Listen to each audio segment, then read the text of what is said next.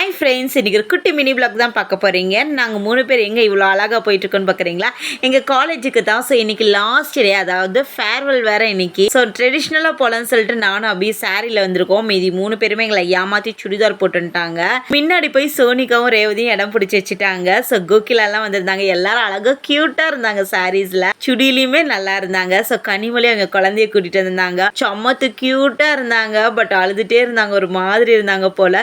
So staffs எல்லாம் வந்துட்டாங்க. டிஜிஎம்ல இருந்துச்சுங்க. ஸோ சூப்பராக ஃபன் பண்ணிட்டு இருந்தோம். இந்த அக்கா வந்து ஓப்பனாக பேசினாங்க, யதார்த்தமாக பேசினாங்க. ஸோ கனிமொழி நாங்கள் எல்லாருமே ஒரே டெஸ்கில் உட்காந்துருந்தோம். அது ரொம்ப ஹாப்பியாக இருந்துச்சு.